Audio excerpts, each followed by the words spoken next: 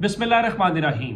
लाखों करोड़ों दुरूदो सलाम मोहम्मद मुस्तफ़ा सल्लल्लाहु अलैहि वसल्लम और आले मोहम्मद पर। मैं हूँ उमर दराज गोंदल। वो सेनेट इलेक्शन जिसका शोर मचाया जा रहा था, वो सेनेट इलेक्शन हो गया है। और पंजाब से शुरू कर लेते हैं, खैबर पख्तूनख्वा फिर चलते हैं। पंजाब में आज हाफिज अब्दुल करीम जो हैं वो उम्मीदवार थे मुस्लिम लीग नून के, पीपल्स पार्टी के, काफ लीग के, इस्तेकाम पाकिस्तान पार्टी सबके। तो पंजाब में मुस्लिम लीग नून के जो उम्मीदवार हैं वो भारी अक्सरियत के साथ कामयाब हो गए हैं। मरियम नवाज शरीफ खुद वोट कास्ट करने आई। मैं आज सारा दिन वहां कवर करने के बाद ये पंजाब असम्बली से यहाँ पहुंचा हूँ। 345 वोट कास्ट हुए, 369 का ये ऐवान है।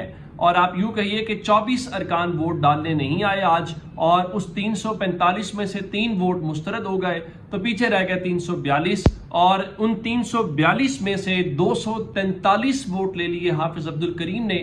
और महर अब्दुल सत्तार, जिनको पीटीआई की और सुन्नी इत्तेहाद काउंसिल की सपोर्ट हासिल थी, वो 99 वोट्स लेकर दूसरे नंबर के ऊपर रहे। तो इस तरीके से पंजाब वाला मार्का हल हो गया।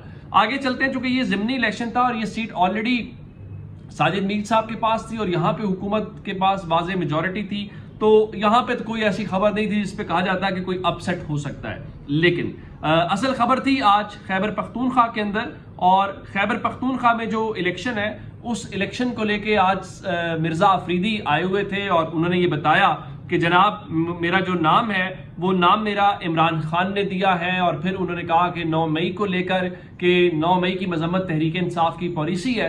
तो यहाँ पे खैबर पख्तूनख्वा को छोड़ के पंजाब में सलमान अकरम राजा साहब आए हुए थे, प्रेस कॉन्फ्रेंस उन्होंने की और मैंने उनसे ये सवाल किया कि मिर्ज़ा अफरीदी कह रहे हैं कि 9 मई की मजम्मत तहरीक इंसाफ की पॉलिसी है, तो क्या आज से पाकिस्तान तहरीक इंसाफ कैटेगोरिकली 9 मई की मजम्मत करती है? तो उन्होंने वही कहा, उनका हमारी वही पॉलिसी है। हम समझते हैं कि 9 मई फॉल्स फ्लैग ऑपरेशन था, जो कि तहरीक इंसाफ पहले भी कहती है।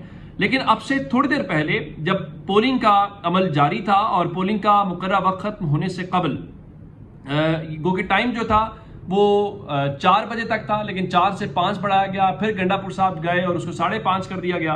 लेकिन आतिफ खान जो पाकिस्तान तहरीक इंसाफ के सीनियर रहनुमा तस्वुर किए जाते हैं, लेकिन अली अमीन गंडापुर के मुखालिफ धड़े से तस्वुर किए जाते हैं, उन्होंने आज एक ट्वीट किया है और उस ट्वीट के साथ उन्होंने कुछ नाम जो हैं वो बताए हैं और उन्होंने एक नया पिंडोरा बॉक्स खोल दिया। तो इस मेरे ख्याल से जीतना हारना इररेलेवेंट हो गया है और उसके साथ बाकी चीजें इंपॉर्टेंट हो गई। कैसे? उन्होंने लिखा जी, recommendation list for senate candidate sent by PTI KP to chairman barrister Gohar and secretary general Salman Akram Raja, but it never reached Imran Khan sahab. यानी खैबर पख्तूनख्वा की जो तहरीक इंसाफ है या सूबाई तंजीम है, वो एक नाम भेजती है और वो नाम आतिफ खान के मुताबिक बैरिस्टर गौहर और सलमान अकरम राजा को पहुंचाए जाते हैं, लेकिन वो नाम इमरान खान तक पहुंच ही नहीं पाते। वो इमरान खान तक किसने नहीं पहुंचाए? क्या बैरिस्टर गौहर ने नहीं पहुंचाए, या जो मुलाकात करने वाले हैं उन्होंने नहीं पहुंचाए? और इमरान खान सब तक पहुंचेंगे ही नहीं, तो फिर उसके ऊपर फैसला क्या होगा? चाहते हैं जी वो नाम कौन से हैं? पाकिस्तान तहरीक इंसाफ के जो हवाले से बताया गया है, जो वहां के जनरल सेक्रेटरी ने भेजे अली असर खान ने, उसमें कौन कौन से नाम थे?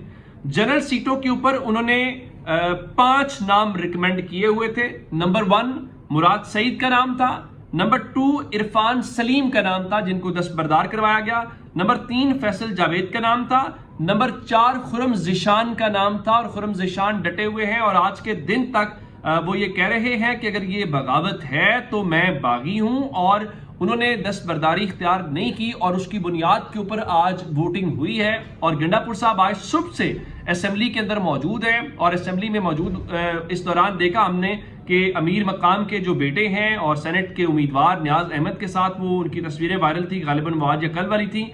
लेकिन बहरहाल असल बात यह है कि उसमें नाम जो थे, खुरम ज़िशान का 4थे नंबर के ऊपर नाम था और 5वें नंबर के ऊपर नाम जो था वो अजहर मशवानी का था। तो अब तहरीक इंसाफ इस वक्त 4 जनरल सीटों के साथ जा रही है और जो तहरीक इंसाफ खैबर पख्तूनख्वा ने लिस्ट बना के भेजी उसमें 5 जनरल सीटों के हैं। अच्छा, टेक्नोक्रेट्स के ऊपर कौन कौन से हैं?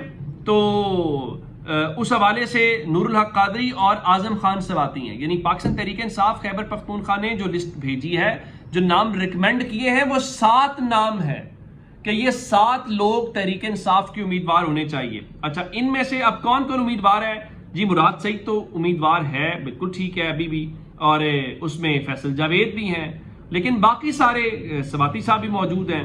اب ہوا کیا کہ پھر آپ نے اس میں یہ کیا کہ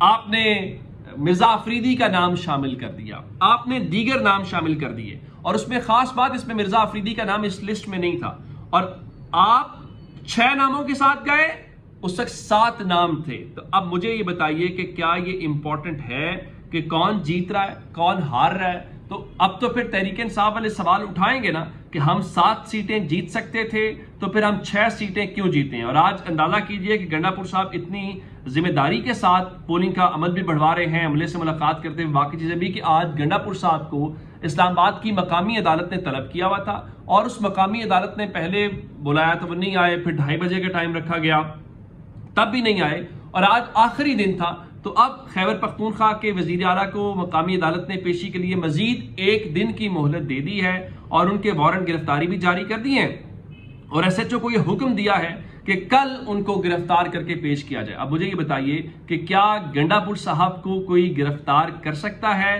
یا ایسے سینیریو کے اندر کوئی ایسی بات ہو سکتی ہے؟ اور پھر ایک اور بات کہ آج اس سارے عمل سے پہلے جو اسپیکر خیبر پختونخوا اسمبلی ہیں، انہوں نے پشاور ہائی کورٹ میں ایک درخواست دائر کی، انہوں نے کل ہی چیف جسٹس پاکستان یحییٰ آفریدی کو خط لکھا تھا اور بتایا تھا کہ chief justice Peshawar high court جو ہیں انہوں نے اپنی اتھارٹی سے وہ تجاوز کیا، یہ ان کی اتھارٹی نہیں بنتی تھی، لیکن آج انہوں نے اسی چیف جسٹس کے خلاف، جس کی وہ ہائی کورٹ ہے، اس کے خلاف کہا کہ اسپیکر کے حلف لینے سے انکار پر گورنر کے پاس حلف لینے کا اختیار ہے، لیکن اسپیکر نے انکار ہی نہیں کیا، اجلاس طلب کیا تھا، لیکن کورم پورا نہ ہونے کی وجہ سے اجلاس ملتوی کیا گیا، اور چیف جسٹس ہائی کورٹ کے پاس 255(2) کے تحت جوڈیشل اختیار ہے، اور ہمارا موقف سنے بغیر ہی یہ آرڈر جو ہے وہ جاری کر دیا گیا۔